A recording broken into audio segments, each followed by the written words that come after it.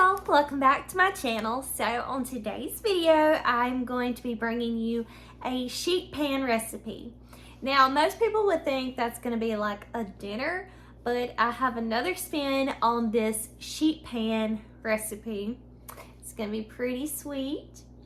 But this video is hosted by Sammie over at Managing the Maze, so be sure to check out her channel, which will be linked below.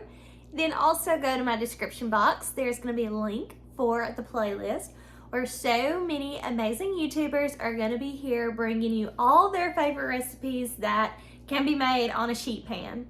So I'm going to spin you guys around and we are going to get to cooking or baking.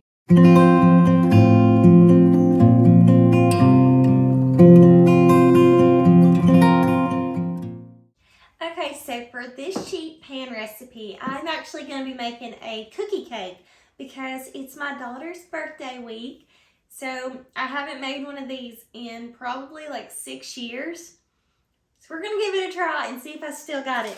I have my little scratch notes here, but let's get started. So I have my oven preheated to 375.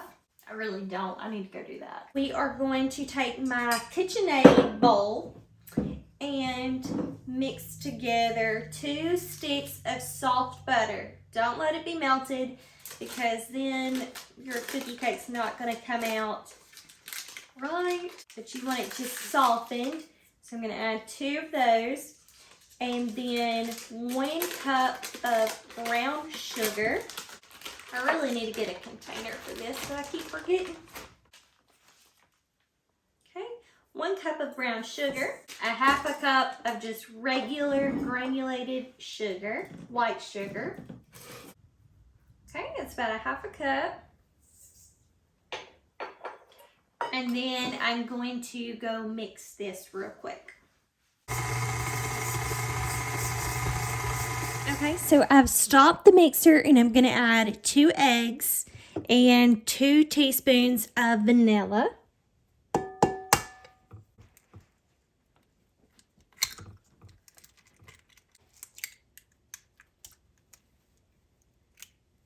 I'm gonna wash my fingertips real quick. Okay, and then 2 teaspoons of vanilla extract.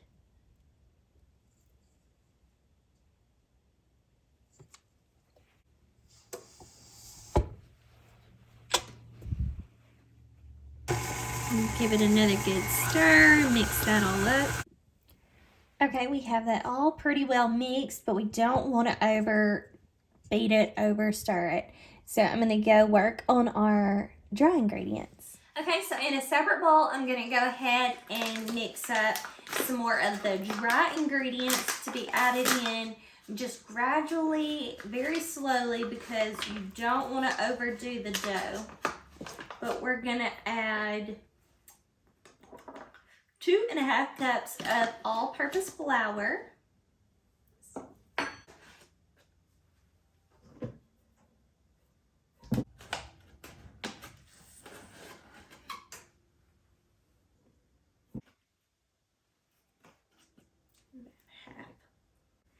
Okay, then we need 1 teaspoon of baking soda.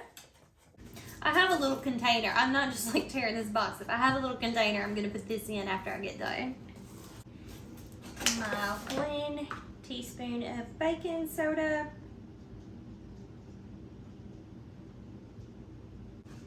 And then my instant coffee.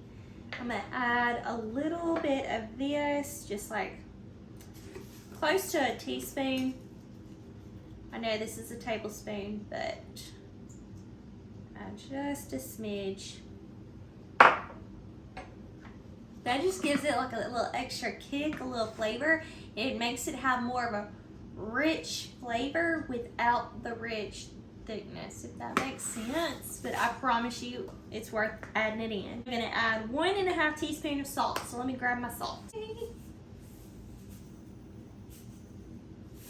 I'm going to give this a little stir, get all these dry ingredients kind of blended up, and then I'm going to go over to my mixer and I'm going to just slowly add these dry ingredients. I'm just going to turn the mixer back on. It still has the wet ingredients in it, and I'm just going to slowly start adding some of my dry ingredients in, just in little batches. And take a while, but it is so much better for the dough to just do this really slow. Okay, I'm about midway in with my dry ingredients, but I'm gonna go ahead and get the chocolate chips in before it gets too like stiff and hard to get it mixed around. Okay, while I'm at it, I had some of these Valentine's M&Ms left over, and my girls love pink and red anything, so might as well use these. Make it an M&M cookie cake. I used about a half a bag of that and about a half a bag of the chocolate chips. Okay, so now I'm going to get back to adding my dry ingredients. This looks pretty well mixed. I'm going to go ahead and take it off so that way it's not mixing too much and overdoing the dough. And then the rest I'll just kind of try to do by hand with a spatula to spread it out on the pan.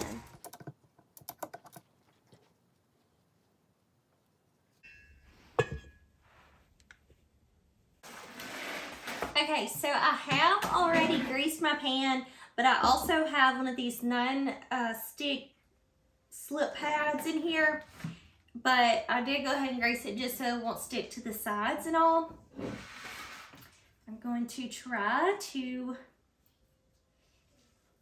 spread this out. Now, if you didn't have one of those non-stick slip pads, which is totally fine, I would also suggest adding a little flour too, because this stuff can really stick to the pan.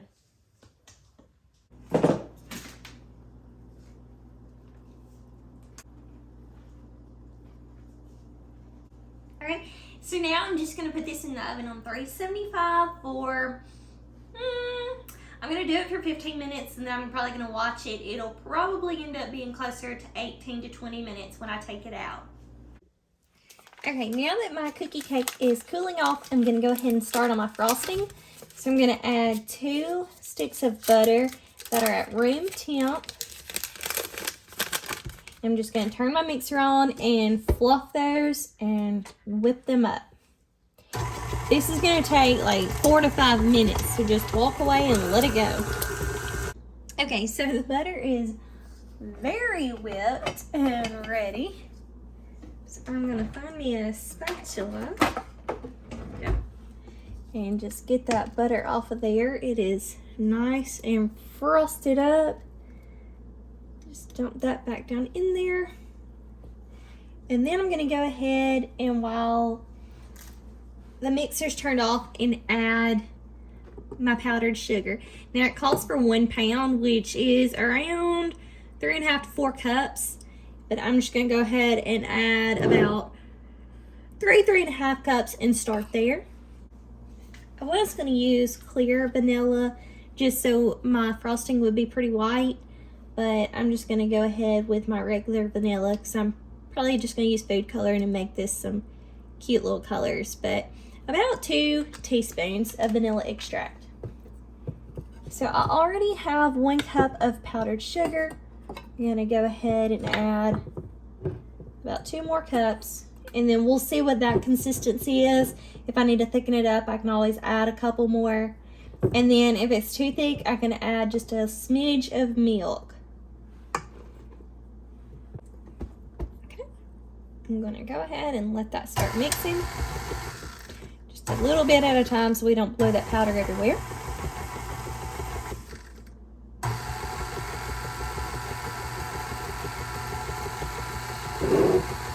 Okay, and then once it starts getting really crumbled and that powder and the butter mixes, I'm going to go grab my milk and add just a little bit because it is going to be really thick and we need to thin it down just enough to be icing.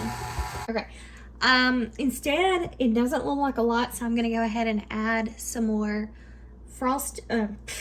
some more powdered sugar. I am going to go ahead and add just a smidge of milk. A little bit goes a long ways. You don't want to make it too runny. But if you do, you can always add some more powdered sugar.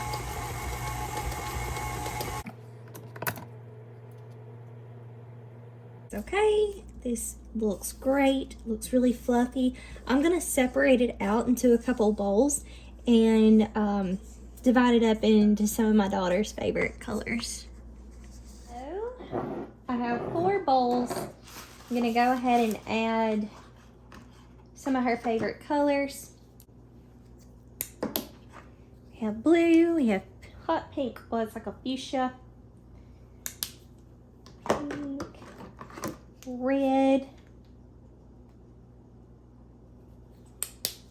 and let's go with purple. And then I went ahead and made up some bags with some tips. I just cut the tip off the bag and stick the metal tip down in there. And I'm going to add the icing up and then whip that up and put it in the bags.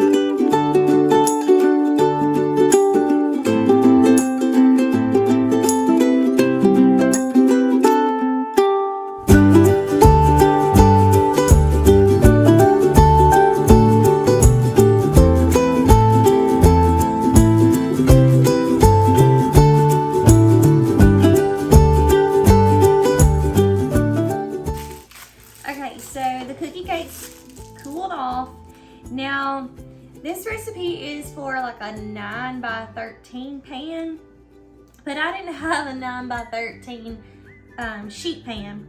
So I'm missing just a smidge over here, but that's okay. I could take a knife and even this up, but it's just for home. So, but you know what? I think I will, just so it looks even, because I'm weird like that. So I'm going to cut this just so it's even over here. Okay, so I have all of my frostings ready to go. Push them down.